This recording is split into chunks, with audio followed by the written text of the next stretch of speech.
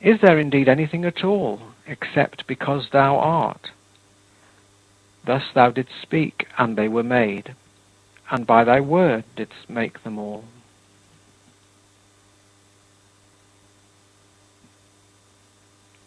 Chapter 6. But how didst thou speak? Was it in the same manner in which the voice came from the cloud, saying, This is my beloved Son? For that voice sounded forth and died away. It began and ended.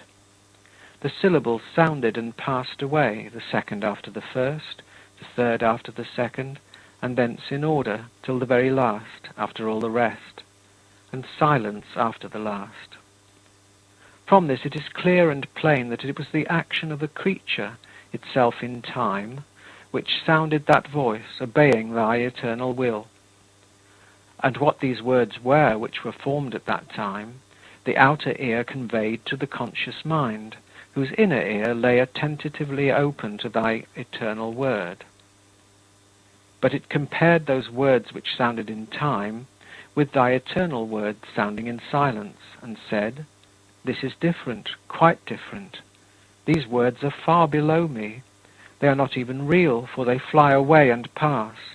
But the word of my God remains above me forever. If then in words that sound and fade away thou didst say that heaven and earth should be made, and thus madest heaven and earth, then there was already some kind of corporeal creature before heaven and earth, by whose motions in time that voice might have had its occurrence in time. But there was nothing corporeal before the heaven and the earth.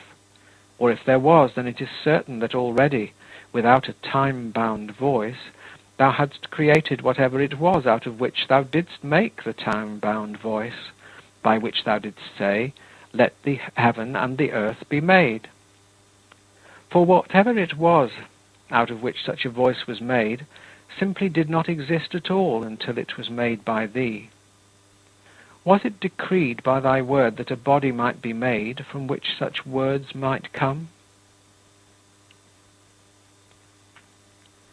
Chapter 7. Thou dost call us then to understand the word, the God who is God with thee, which is spoken eternally, and by which all things are spoken eternally. For what was first spoken was not finished, and then something else spoken until the whole series was spoken, but all things at the same time and forever. For otherwise we should have time and change, and not a true eternity, nor a true immortality. This I know, O my God, and I give thanks. I know, I confess to thee, O Lord, and whoever is not ungrateful for certain truths knows and blesses thee along with me. We know, O Lord, this much we know, that in the same proportion as anything is not what it was, and is what it was not, in that very same proportion it passes away or comes to be. But there is nothing in thy word that passes away or returns to its place, for it is truly immortal and eternal. And therefore, unto the word co-eternal with thee, at the same time, and always, thou sayest all that thou sayest. And whatever thou sayest shall be made, is made, and thou makest nothing otherwise than by speaking. Still, not all the things that thou dost make by speaking are made at the same time and always. Chapter 8. Why is this, I ask of thee, O Lord my God? I see it after a fashion, but I do not know how to express it, unless I say that everything that begins to be and then ceases to be, begins and ceases when it is known in thy eternal reason that it ought to begin or cease. In thy eternal reason where nothing begins or ceases. And this is thy word, which is also the beginning, because it also speaks to us. Thus, in the gospel, he spoke through the flesh, and this sounded in the outward ears of men, so that it might be believed and sought for within, and so that it might be found in the eternal truth, in which the good and only Master teacheth all his disciples. There, O Lord, I hear thy voice, the voice of one speaking to me, since he who teacheth us speaketh to us. But he that doth not teach us doth not really speak to us, even when he speaketh. Yet who is it that teacheth us, unless it be the truth immutable? For even when we are instructed by means of the mutable creation, we are thereby led to the truth immutable. There we learn truly as we stand and hear him, and we rejoice greatly because of the bridegroom's voice, restoring us to the source whence our being comes. And therefore, unless the beginning remained immutable, there would not then be a place to which we might return when we had wandered away. But when we return from error, it is through our gaining knowledge that we return. In order for us to gain knowledge, he teacheth us, since he is the beginning and speaketh to us. Chapter 9. In this beginning, O God, thou hast made heaven and earth, through thy word, thy Son, thy power, thy wisdom, thy truth, all wondrously speaking and wondrously creating. Who shall comprehend such things, and who shall tell of it? What is it that shineth through me and striketh my heart without injury, so that I both shudder and burn? I shudder because I am unlike it.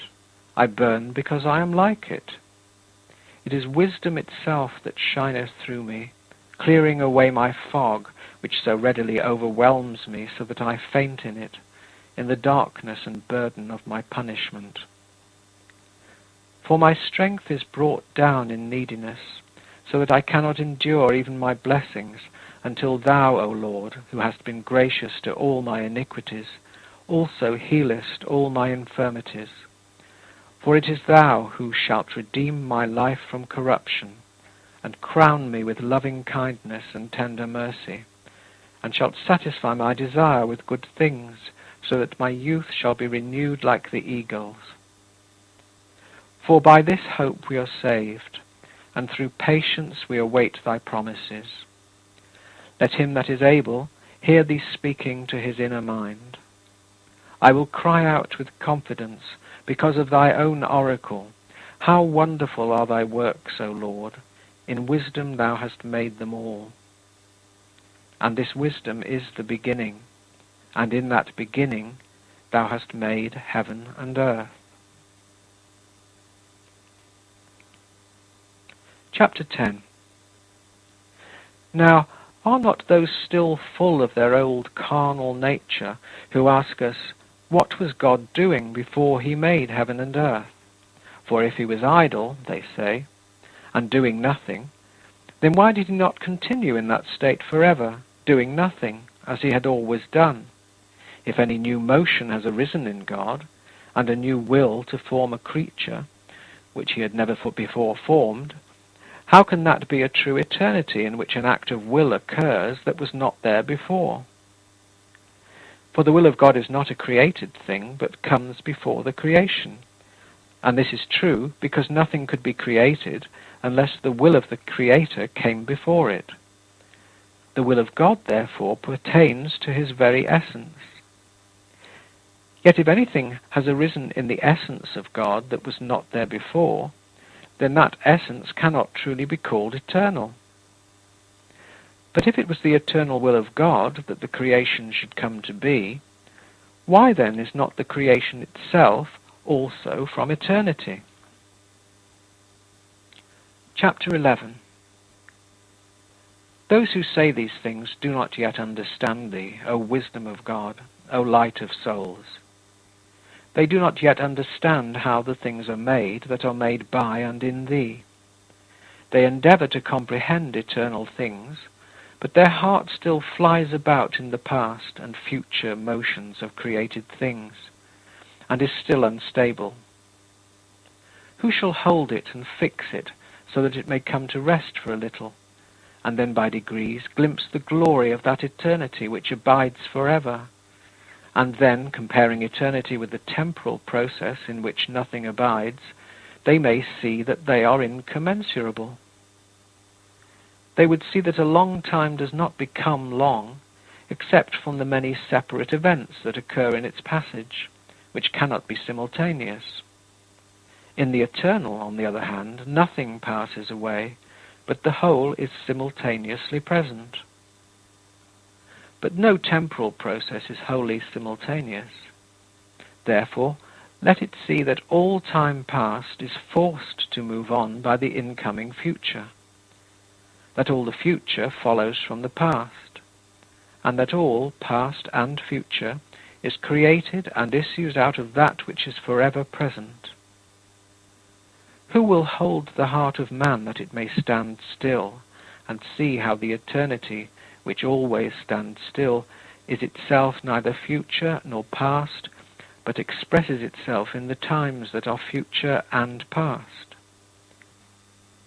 Can my hand do this, or can the hand of my mouth bring about so difficult a thing, even by persuasion? End of Book 11, chapters 1 through 11.